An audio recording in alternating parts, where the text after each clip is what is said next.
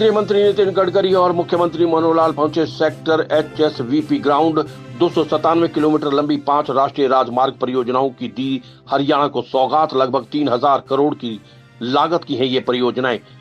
Haryana UP सीमा से रोहना खंड तक 4 लेन, झज्जर लोहारू खंड तक 2 लेन, जींद गोहाना खंड तक 2 लेन, भिवानी मुंडाल जींद खंड तक 2 लेन, 8 लाइन का चौड़ीकरण की है ये परियोजनाएं। केंद्रीय राज्य मंत्री डॉक्टर वीके सिंह, प्रदेश के उप मुख्यमंत्री दुष्यंत चौटाला समेत सभी स्थानीय सांसद मौजूद।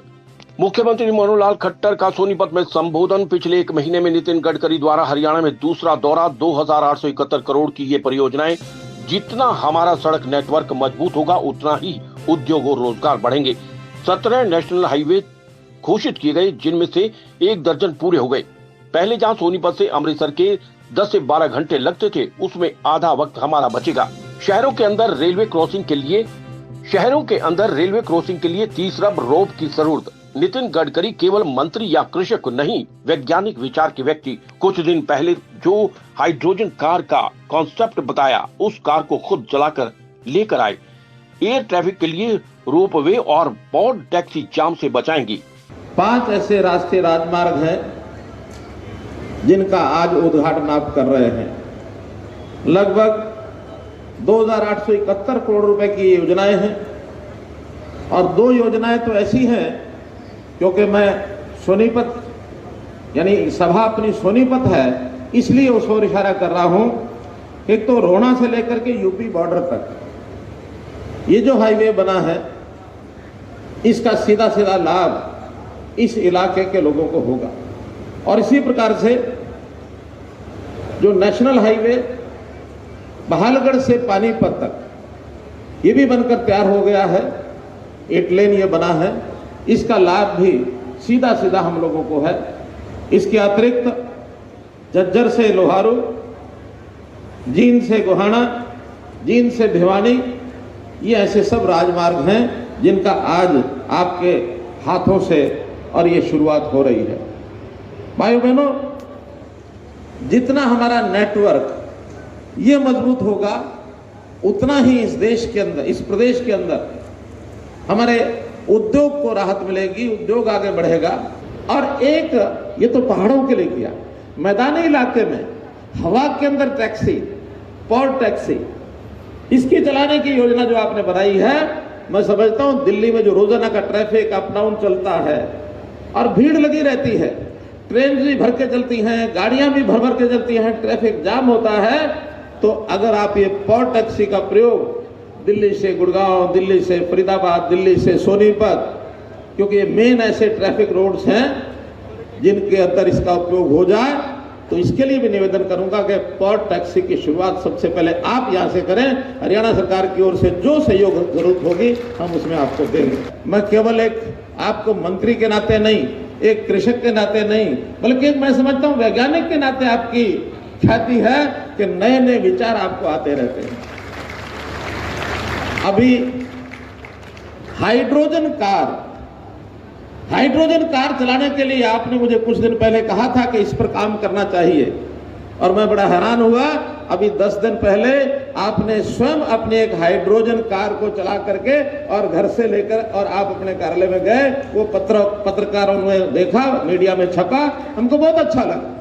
केंद्रीय मंत्री नितिन गडकरी का सोनीपत में संबोधन। मुख्यमंत्री मनोहर लाल के नेतृत्व में हरियाणा कर रहा है विकास। हर क्षेत्र के लिए मनोहर सरकार ने बेहतर काम किया। अटल जी ने कहा था कि शहरों में काम बहुत किया, पर गांव का क्या होगा। मेरी अध्यक्षता में बनी कमेटी ने जो योजना बनाई वो अटल जी के समय प्रधानमंत्री ग्राम सड़क योजना बनी। मैं किसानों को कहता हूं कि जमीन ना बेचो, सड़क बनने दो, उसके बाद खुद अपनी जमीन को विकसित करो। हरियाणा में डबल इंजन सरकार, जो सीएम कहेंगे वो सारा काम करेंगे।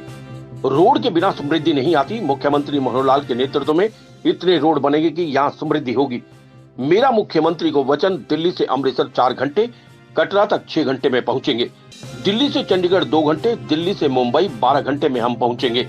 हरियाणा के रोड का 50% ट्रैफिक कम करेंगे। जींद सोनीपत को शामली वाया देहरादून दिल्ली एक्सप्रेसवे में जोड़ेंगे। सोनीपत के बस स्टैंड को हम बना कर देंगे। आने वाले 250 लाख इलेक्ट्रिक व्हीकल चलेंगे। डीजल बस 1 किलोमीटर का खर्चा 117 रुपए, तो वहीं इलेक्ट्रॉनिक बस का 1 किलोमीटर का केवल 40 रुपए। हरियाणा को पूरा ग्रीन बनाने का काम करें।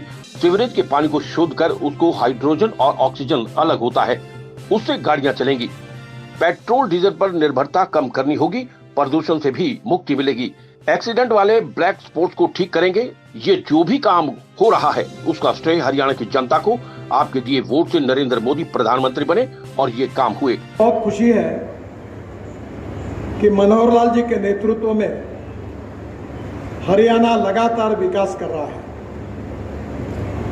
हरियाणा के विकास में मनोहर लाल जी के 5 साल में और अभी के इस कार्यकाल में, चाहे कृषि का क्षेत्र हो, चाहे उद्योगों का क्षेत्र हो, इसमें बहुत अच्छा विकास करके मनोहर लाल जी ने दिखाया है। बहनों और भाइयों, विकास अगर करना है तो 4 बातें बहुत जरूरी है। इसमें से पहली बात जो है water, power, transport and communication. ये 4 बातें जहां होगी वहीं उद्योग होता है।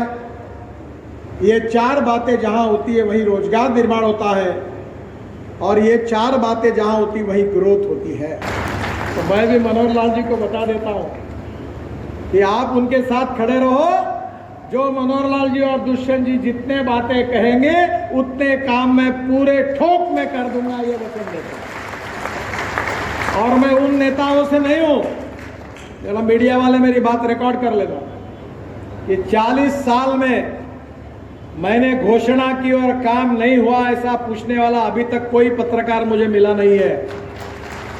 जो बोलेंगे वो करेंगे, और जो करेंगे वही बोलेंगे, यही हमारी नीति है।